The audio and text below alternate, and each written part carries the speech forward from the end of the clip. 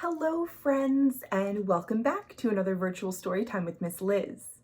Today, we're continuing our celebration of Banned Books Week by reading yet another picture book that was on the controversial book list released by the Central York School District in York, PA.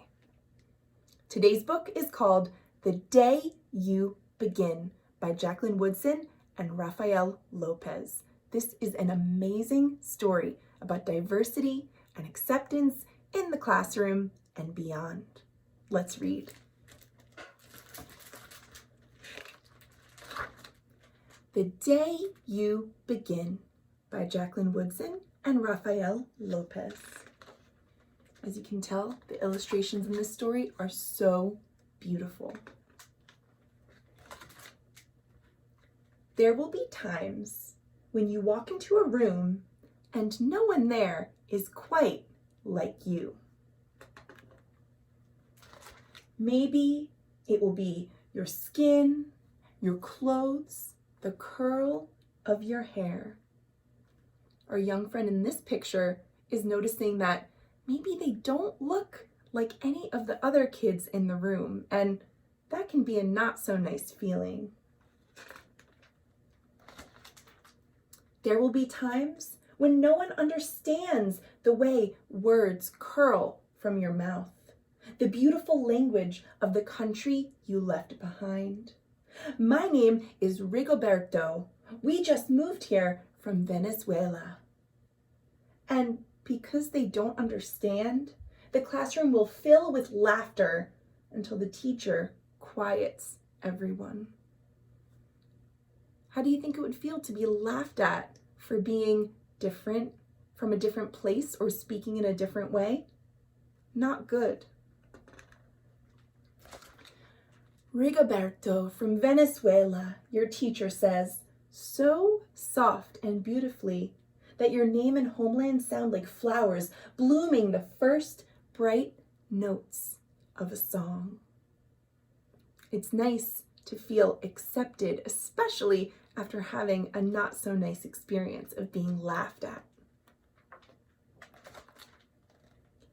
There will be times when the words don't come. Your own voice, once huge, now smaller, when the teacher asks, "What did you do this summer? Tell the class your story." "We went to France," Shayla says.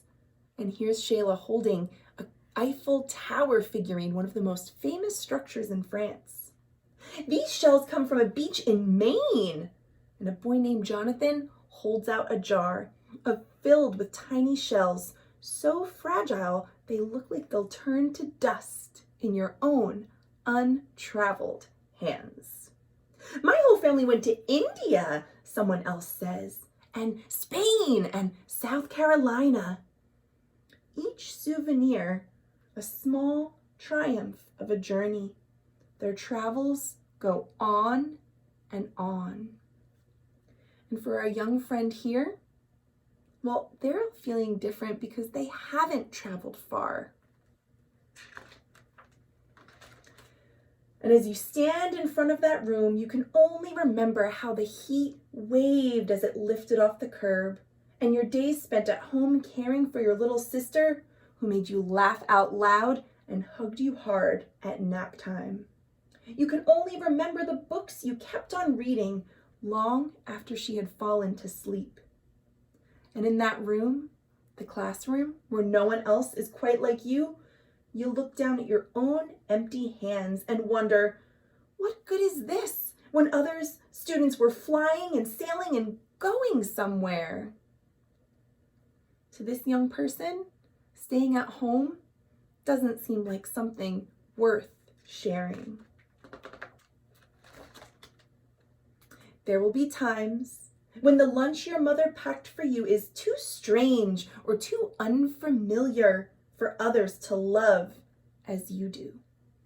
Here, you see a young person sitting with some food brought from home and some other kids looking on, not sure what to make of it.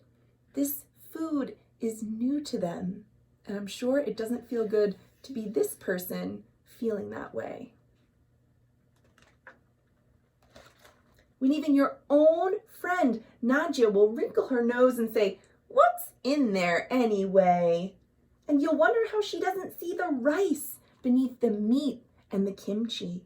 You'll wonder why she doesn't remember that rice is the most popular food in the world. And it's true, more people eat rice than any other kind of food. There will be times when the climbing bars are too high, the run is too fast and far, the game isn't one you can ever really play. "I don't want him on our team," some kids might say. "You can watch, or maybe you can have a turn later." To be this young boy, it doesn't feel good to not be able to play in the same way as the other kids. There will be times when the world feels like a place that you're standing all the way outside of. And all that stands beside you is your own brave self, steady as steel and ready, even though you don't yet know what you're ready for. I love this picture because up here we see the young boy looking sad, holding a book, staring down at the water, but in the reflection on the other side, he's opening the book and smiling, and many wonderful things are coming out.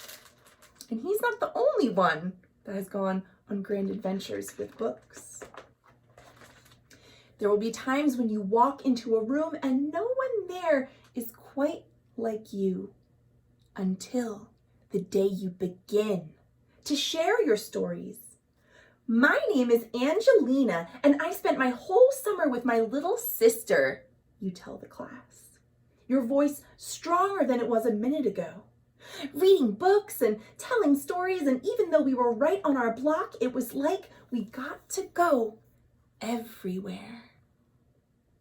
And here they are imagining the adventures with their sister Angelina that they went through not by traveling far, but by reading books. "Your name is like my sister's," Rigoberto says. "Her name is Angelina too." And all at once, in the room where no one else is quite like you, the world opens itself up a little wider to make some space for you. So you see, our friend here and Rigoberto have found something in common, and that can feel so good in a place where you feel different. This is the day you begin to find the places inside your laughter and your lunches, your books, your travels, and your stories, where every new friend has something a little like you, and something else so fabulously not quite like you at all. Because our similarities can bring us together, but our differences also make us beautiful. The end. I hope you all enjoyed this story as much as I enjoyed reading it. And I hope you'll agree that wonderful books like this don't deserve to be banned in schools and in libraries.